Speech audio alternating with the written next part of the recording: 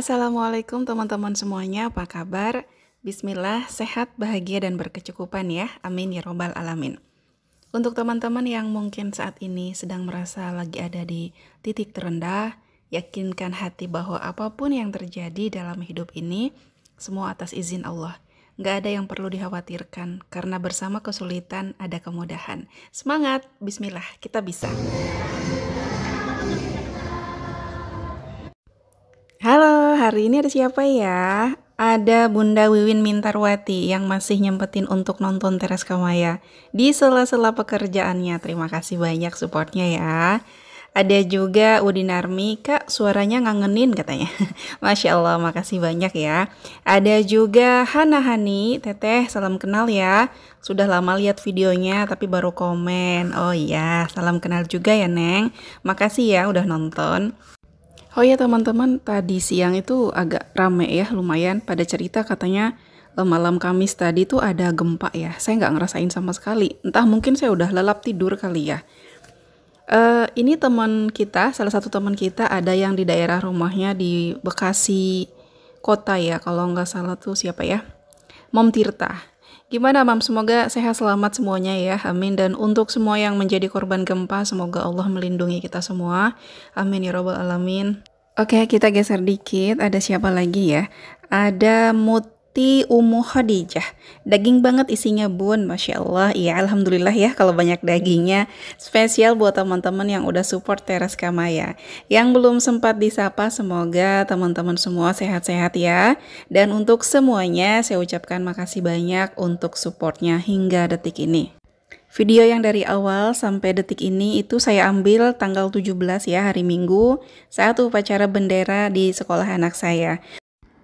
Naik Transjakarta, kalau sebelum jam 7 potong saldo cuma 2.000, setelah jam 7 itu 3.500, bebas mau kemana aja.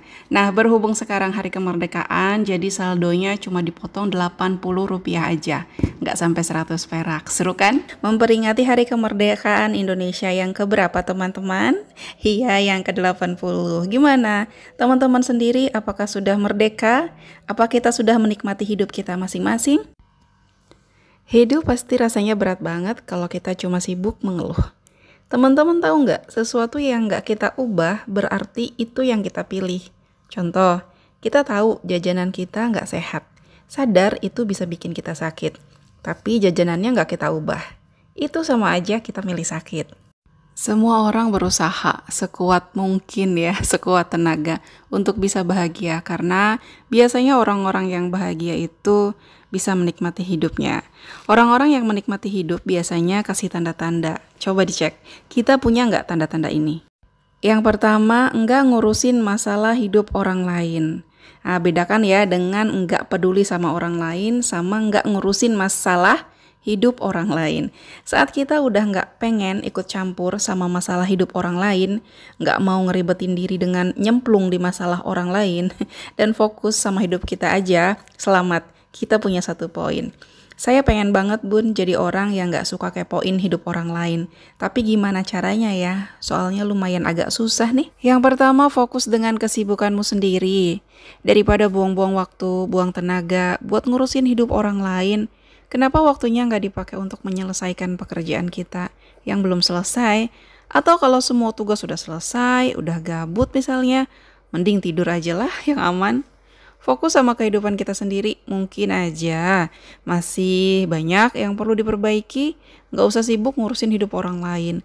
Ngapain jadi seksi sibuk di cerita orang lain? Mau jadi pemeran pembantu? Apa mau sekalian daftar jadi wartawannya Lambe Turah? Yang kedua, bayangin kalau kita jadi dia. Ikut campur urusan orang lain itu seru ya? Gimana kalau orang lain kepo urusan kita? Nyaman nggak kita?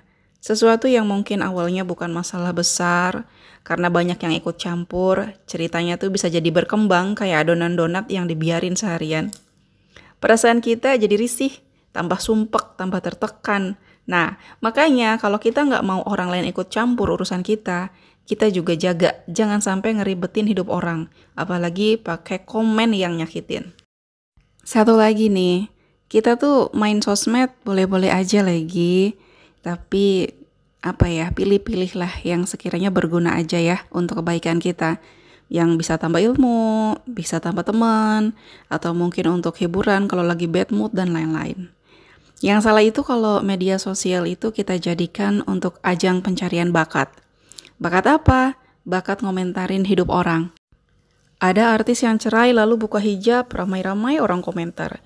Bukannya tambah baik, malah jadi stres. Pantas aja dicerai. Gimana gak dicerai? Orang kelakuannya kayak gitu. Mbak, kalau lagi ada masalah tuh banyakin sholat, bukan malah buka-bukaan. Pantasan aja ditinggalin. Pantasan aja suaminya lebih milih selingkuhannya. Orang selingkuhannya lebih cantik. Yang paling bikin sedih itu apa? Yang komentar sama-sama perempuan. Loh, kok bisa ya? Katanya woman support woman. Kita nggak usah lah jadi orang yang kurang kerjaan. Menilai siapa yang salah, siapa yang benar. Biarin aja itu mah jadi tugasnya malaikat Raqib dan Atid. Kenapa kita yang sok sibuk? Kalau dulu ada peribahasa mulutmu harimaumu, zaman sekarang mungkin jarimu harimaumu. Atau jarimu paus orkamu. Atau apalah itu. Intinya jaga nih jari-jari kita dari perbuatan yang gak baik. Bukan cuma lidah yang bisa nyakitin orang. Jari-jari juga sekarang harus dijaga ya. Nah tadi yang pertama gak sibuk ngurusin hidup orang lain. Yang kedua selalu merasa bersyukur bahkan untuk hal-hal yang kecil. Artinya kita udah paham bahwa gak semua yang kita inginkan bisa kita dapat. Kalau kita maunya dapat 10 tapi cuma dapat 5, kita tetap bisa bahagia dan bersyukur. Dan tentu aja bikin kita lebih tenang ngejalanin hidup. Bersyukur bukan hanya hal-hal yang besar aja, tapi bahkan hanya secangkir teh hangat plus gorengan di pagi hari udah bisa bikin kita bahagia.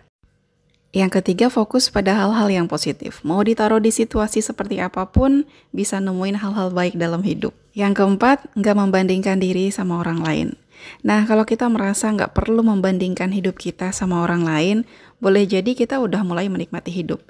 Kita nggak ngerasa pencapaian orang lain itu sebagai ancaman. Suksesnya mereka bukan jadi standar hidup kita juga. Kita fokus sama perjalanan hidup kita sendiri.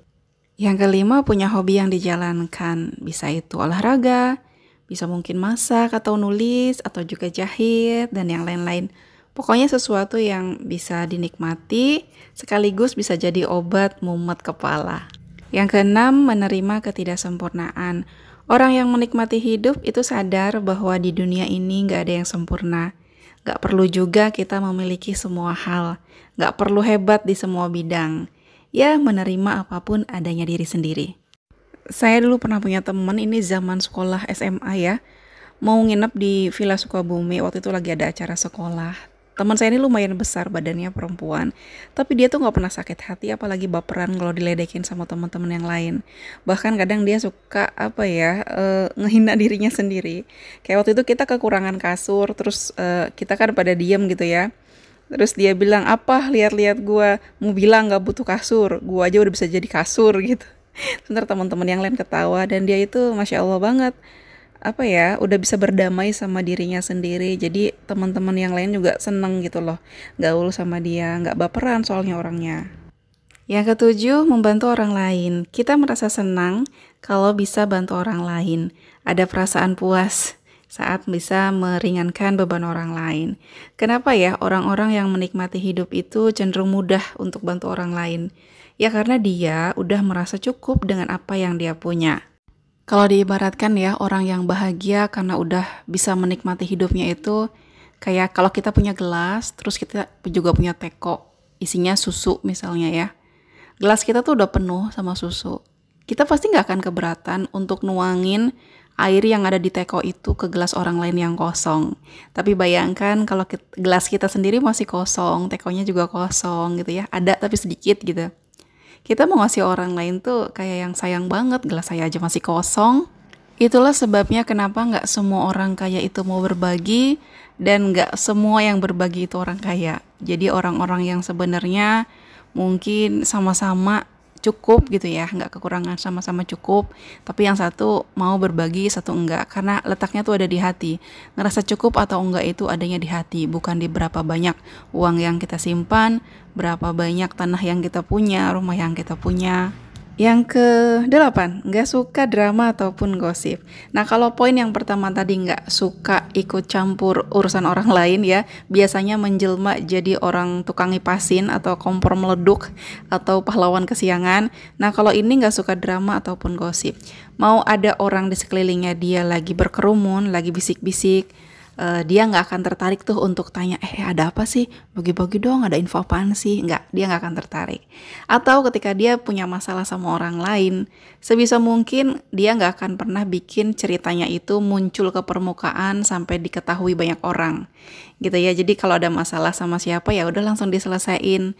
Nggak mau tuh dia cerita-cerita sama orang lain, minta validasi, minta dukungan, atau malah bikin orang lain juga jadi nggak suka sama dia. Nggak kan. Dia nggak suka drama tuh kalau orang yang udah menikmati hidup. Jadi ketika ada masalah dia pengen cepet selesaikan supaya dia kembali bisa menjalankan hidupnya dengan tenang tanpa ada masalah yang berlarut-larut, tanpa harus ngotot cari tahu siapa yang salah siapa yang benar.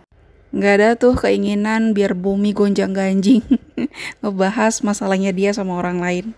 Untuk orang-orang yang sudah bisa menikmati hidup, mereka nggak akan pernah fokus ke hal-hal yang nggak perlu. Karena bagi mereka, kehidupan mereka sendiri udah seasik itu. Mereka nggak butuh pengakuan dari orang lain tentang kebahagiaan mereka. Ketika kita mulai menikmati hidup, kita akan ngeliat betapa Allah tuh baik banget sama kita. Ada berapa banyak hal yang nggak pernah kita minta, tapi Allah kasih. Mulai dari kita hadir di dunia ini, kita belum bisa minta apa-apa tuh. Ngomong aja belum bisa. Nggak pernah minta satu hal apapun. Allah udah kasih apapun yang kita butuhkan.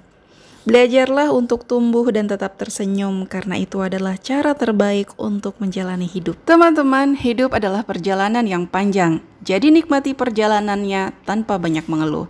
Ketika di pertengahan kita menemukan jalan licin yang membuat kita jatuh, hadapi dan lanjutkan perjalananmu dengan lebih kuat.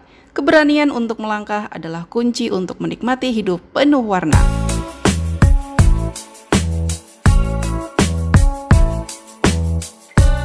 Sampai di sini dulu video kali ini, semoga bermanfaat. Makasih banyak ya untuk teman-teman yang udah setia nonton hingga akhir. Saya pamit undur diri. Assalamualaikum warahmatullahi wabarakatuh.